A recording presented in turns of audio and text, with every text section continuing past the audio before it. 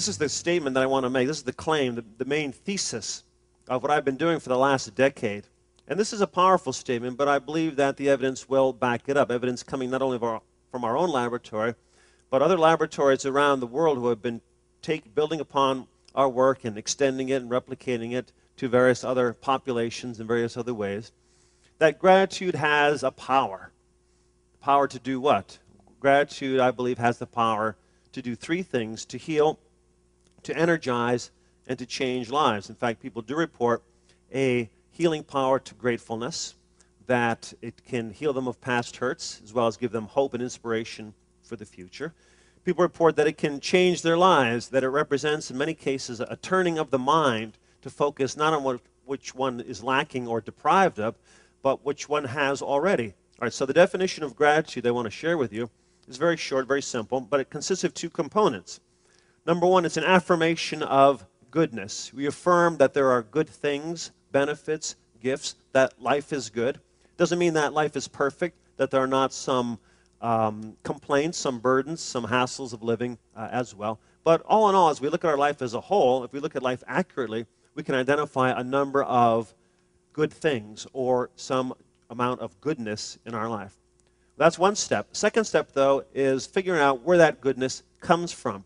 We make an attribution, psychologists would say. We make a causal decision, inference. Where did this good stuff come from? Who do I give thanks to? If I am thankful, almost implies, doesn't it, a giver behind that gift. There's someone to give thanks to. Okay? And so we acknowledge or recognize the sources of this goodness are outside of ourselves. It wasn't anything that we necessarily did ourselves, right, which we might take pride in, let's say, or be happy, proud of something that we did. But in a humble dependence, we acknowledge that other people did things for us, or if you are of a spiritual mindset, you might attribute that to God or to a higher power, to a supernatural being, and say that there are other forces that provided this benefit for me, did for me what I could not do for myself, in which I recognize a dependence, and I am grateful for that gift that I've received. Now, there's a distinction between feeling grateful, the short-term feeling, emotion of gratitude you might feel when you're given a gift, for instance. Someone provides you with a benefit. You feel thankful, and that can be a very powerful feeling. I don't want to minimize that one.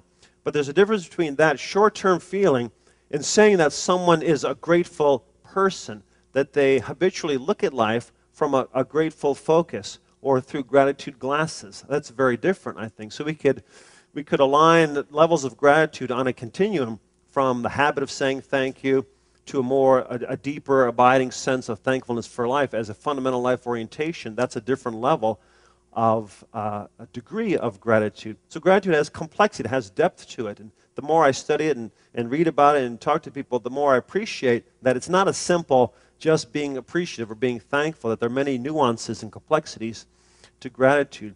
And we're not creating grateful people through these experiments.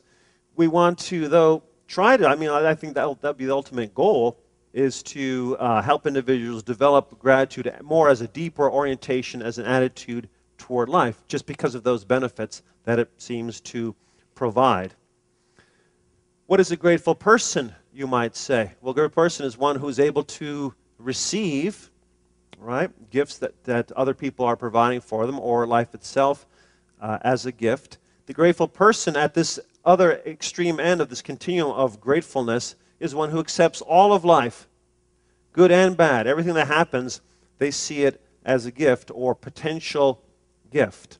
That's what the grateful person is. Now, that's quite a bit different from journaling about all the nice things happening to you, but you have to start somewhere, right? And we wouldn't assume that all people find it very easy to keep a journal or to even think in a grateful framework, because of some reason I'll talk about shortly some of the obstacles to gratitude, which seem so much easier and so much more automatic and habitual than grateful thinking.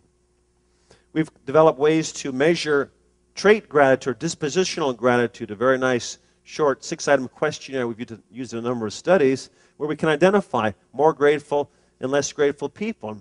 And we find, much like our intervention studies, that grateful people have advantages when it comes to success in life, that they tend to be happier, tend to be more satisfied. But they also are tended to be doing good things as well. It's not just feeling good that gratitude produces positive feelings, but also leads to doing good, leads to acts of generosity, to compassion.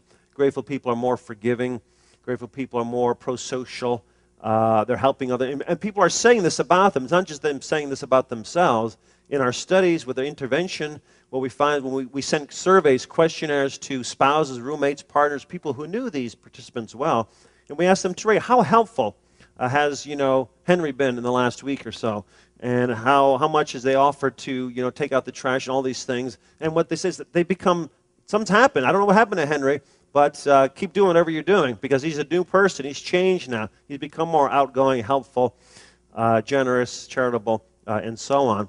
And so we're finding this with grateful people as well as short-term increases in gratitude. Well, I think that grateful and ungrateful people have different ways of looking at life. It's very hard, by the way, to find people who are very ungrateful. In fact, if you look, again, throughout the history of ideas, you see ingratitude being excoriated as a vice. It's one of the worst things people can say about you, that you're an ungrateful person. In some cases, it really represents sociopathy or antisocial behavior, because reciprocity is such a universal norm that when people do good things for us, we do good things in return. We don't return harm for good. And so it's unusual to find an ungrateful person, but there are ones who are less grateful, who have a different orientation toward life. For various reasons, they're going to focus more on what life is denying, what life is, what they're losing out on, looking at life from a lens of scarcity versus a lens of abundance, looking in terms of a burden. Life is a burden. Focusing on deprivations, resentments versus life as a gift, satisfaction, what life is offering. Very different orientation. Of course, these are extreme, and many people fall in between. And even the most grateful people have times where they feel, deprived and so forth, and feel injustices are committed against them. But in general, we're talking about two extremes there, the most grateful and the least grateful individuals. And I think part of the reason why we see the positive effects of gratitude is because on the left we have this different orientation toward looking at oneself, looking at other people, looking at the world, a positive triad, which leads to, in general, more functional, positive outcomes.